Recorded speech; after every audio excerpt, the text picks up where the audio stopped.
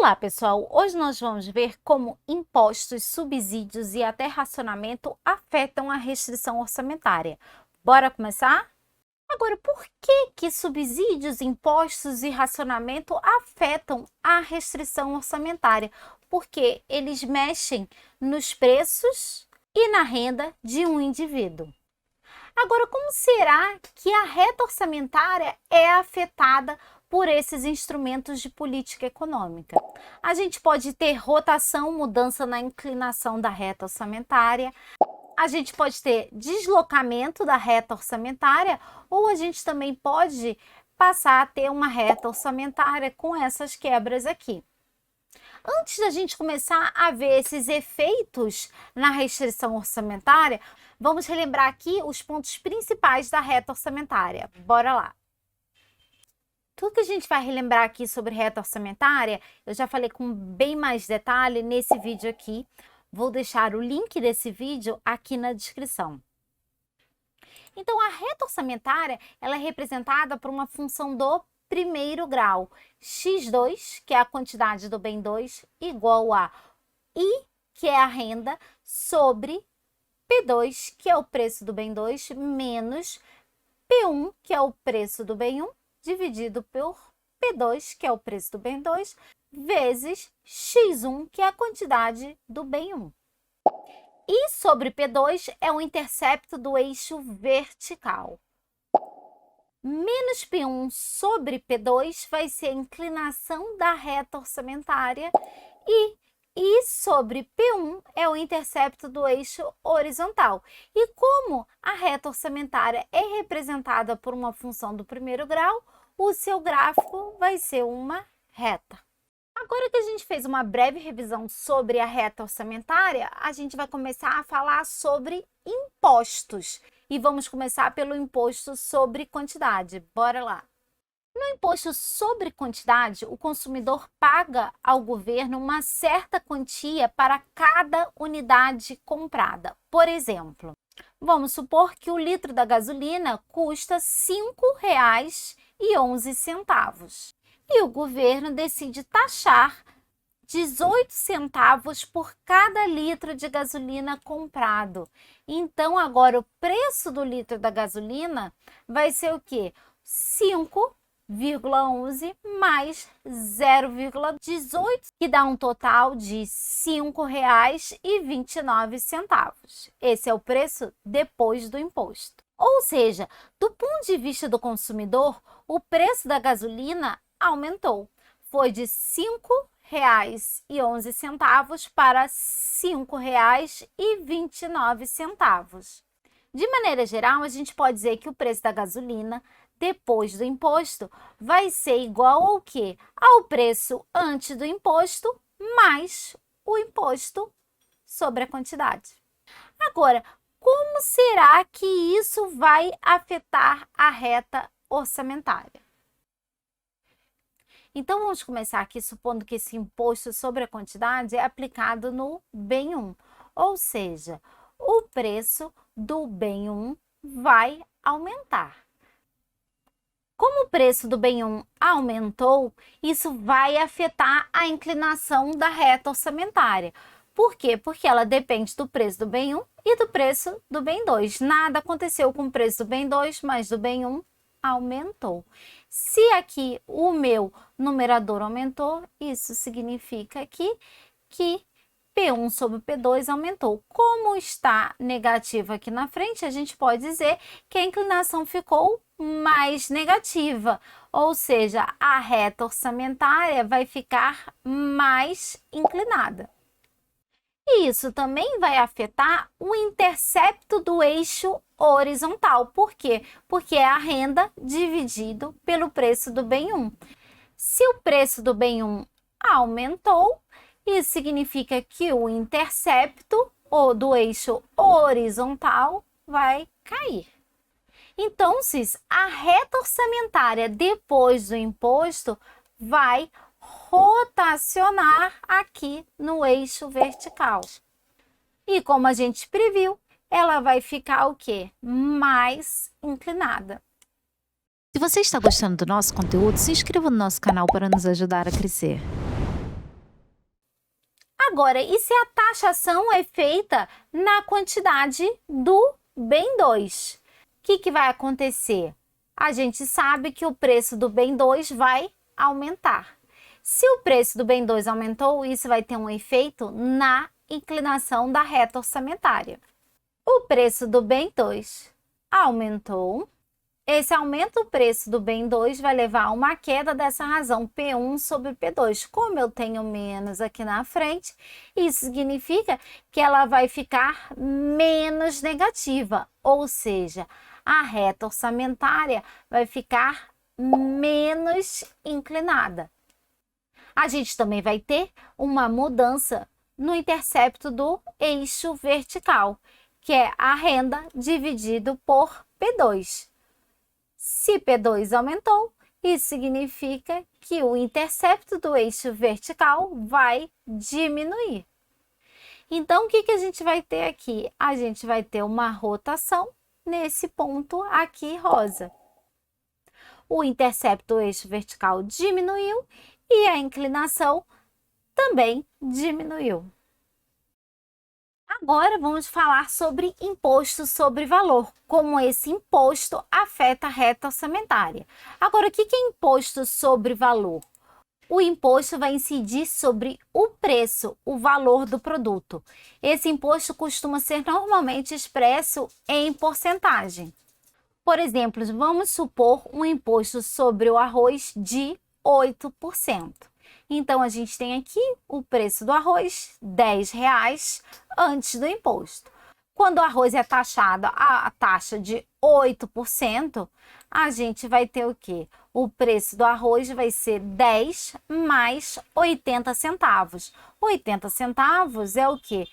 8% de R$10. Então, o preço do arroz depois do imposto vai ser igual a R$10,80. De maneira geral, a gente pode dizer o quê? Que o preço do bem taxado aumenta e aumenta de que forma? O preço depois do imposto vai ser igual ao preço antes do imposto vezes 1 mais o imposto. Ou seja, o imposto sobre valor, o imposto ad valorem, também aumenta o preço do bem taxado. E por isso, vai ter exatamente o mesmo efeito na reta orçamentária que o imposto sobre quantidade. Portanto, tem o mesmo efeito na reta orçamentária que o imposto sobre quantidade que a gente acabou de ver. Então, para ver o efeito do imposto sobre valor no bem 1 e no bem 2, é só rever as duas análises que a gente fez anteriormente. Já o imposto de um montante fixo é aquele imposto que o governo aplica uma taxação fixa, uma quantia fixa, que independe do que o consumidor faça. Esse tipo de imposto ele vai ter um impacto na renda do consumidor. Então, por exemplo, a gente tem aqui o consumidor, antes do imposto, tem a renda igual a 100. Depois do imposto, foi taxado em R$8, a renda vai passar a ser R$92. Ou seja, de maneira geral, a gente pode dizer que o imposto de montante fixo tem um impacto negativo na renda, reduz a renda do consumidor. Então, a renda depois do imposto vai ser igual à renda inicial, a renda antes do imposto, menos T, que é a tributação. Então, agora a gente vai ver como esse imposto de montante fixo, ele afeta a reta orçamentária. Bora lá. Então, como a gente viu, o imposto de montante fixo reduz a renda do consumidor. Essa redução da renda não tem nenhum impacto na inclinação da reta orçamentária, porque ela depende somente de P1 e P2. Agora, vai ter efeito nos dois interceptos, no intercepto do eixo vertical e no intercepto do eixo horizontal. Então, vamos ver aqui o que acontece. Então, como a renda do consumidor diminuiu, então eu vou ter uma redução aqui nos numeradores. O que significa isso? Que o intercepto do eixo horizontal vai cair e o intercepto do eixo vertical vai cair. Isso vai levar a um deslocamento da reta orçamentária para a esquerda. Quando o governo dá um subsídio, ele paga uma determinada quantia ao consumidor.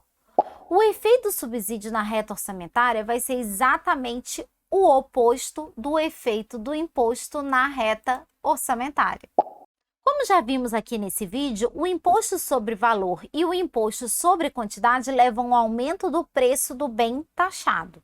Então, o subsídio sobre quantidade ou sobre o valor vai levar o quê? A uma queda do preço do bem subsidiado. Agora, e se o subsídio for de montante fixo, esse subsídio vai ser equivalente a um aumento de renda.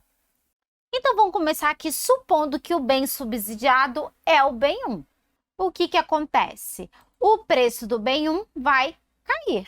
Isso vai ter um efeito na inclinação da reta orçamentária. O preço do bem 1 caiu. Isso significa que essa razão aqui vai cair, ou seja, vai ficar menos negativa. A reta orçamentária vai ficar menos inclinada. Agora, a gente também vai ter um efeito no intercepto do eixo horizontal. Por quê? Porque depende de P1. O P1 caiu. Isso significa que a renda sobre P1 vai aumentar, ou seja, o intercepto do eixo horizontal vai aumentar e o intercepto do eixo vertical não vai se alterar. Por quê? Porque não depende de P1. Então, a reta orçamentária vai rotacionar e vai ficar menos inclinada. Agora, se o subsídio for dado ao bem 2, a gente vai ter o quê? Uma redução no preço do bem 2, o que leva a uma alteração na inclinação da reta orçamentária. Então, P2 diminuiu, essa razão aqui vai aumentar, vai ficar mais negativa, então a reta orçamentária vai ficar mais inclinada. E também vamos ter uma mudança no intercepto do eixo vertical. O preço do bem 2 vai diminuir, isso significa que a renda sobre P2 vai aumentar. Então, o intercepto do eixo vertical vai subir. Já o intercepto eixo horizontal não vai se alterar, não depende de P2. Então, a gente vai ter uma rotação aqui nesse ponto. E a reta orçamentária vai ficar mais inclinada. Já no subsídio de montante fixo, a gente sabe que vai ter uma alteração na renda. A renda vai aumentar. Isso não vai ter impacto na inclinação da reta orçamentária, porque P1 e P2 não se alteraram, mas vamos ter efeito nos dois interceptos, do eixo vertical e do eixo horizontal. Então, a renda aumentou e os dois interceptos também vão aumentar. Então, a reta orçamentária vai deslocar para a direita. Agora, vamos supor que o governo impõe um racionamento do bem 1. O consumidor só poderá consumir até X1 barra unidades. Como é que vai ficar a reta orçamentária nesse caso? Então, vamos colocar aqui os dois interceptos, renda sobre P2 e renda sobre P1, que vai ajudar a nos guiar. Vamos marcar também o racionamento. O consumidor não pode comprar além de X1 barra. E agora vamos traçar aqui a reta orçamentária. Normalmente, eu fiz a partir de X1 barra, eu fiz tracejado, por quê? Porque o indivíduo não pode consumir além daquele ponto. Então, a reta orçamentária não vai existir além do X1 barra. Agora, o que vai acontecer? Aí, eu vou fechar a minha reta orçamentária, vou fazer uma reta aqui de 90 graus exatamente no racionamento, no limite. Então, aqui a gente vai ter o conjunto orçamentário, que é bem parecido com o de antes do racionamento. A diferença é que essas cestas aqui não pertencem mais, porque elas contêm quantidades de X1 acima de X1 barra. Agora, em alguns casos, o racionamento ele vem combinado com impostos. Ou seja, para consumir aquém, além dessa quantidade de X1 barra, o governo pode taxar o consumo. Vamos ver como é que isso fica? Então, vamos supor de novo que o bem 1 é racionado até a quantidade X1 barra e que o governo aplica o imposto a partir de X1 barra unidades. Então, a gente vai ter dois preços aqui. A gente vai ter o preço P1, que vai ser até a quantidade X1 barra, e vamos ter o preço P1 mais T para quantidades acima de X1 barra. O que significa isso? Isso significa que a reta orçamentária vai ter duas inclinações. Uma inclinação para a quantidade até X1 barra e uma outra inclinação para depois dessa quantidade. Então, vamos botar aqui o limite X1 barra para ajudar a gente a desenhar. Aqui eu vou ter o primeiro ramo da restrição orçamentária e a inclinação vai ser igual a menos P1 sobre P2. E como é que vai ficar a inclinação do segundo ramo? A inclinação do segundo ramo vai ser igual a menos P1' sobre P2. Como P1 é menor do que P1', isso significa que a inclinação da reta orçamentária vai ser mais negativa, ou seja, ela vai ser mais inclinada. Por hoje é só, pessoal. Se vocês gostaram do vídeo, não esqueçam de deixar aquele joinha e de se inscrever no canal. Não esqueçam de ativar o sininho para serem avisados quando novos vídeos forem postados.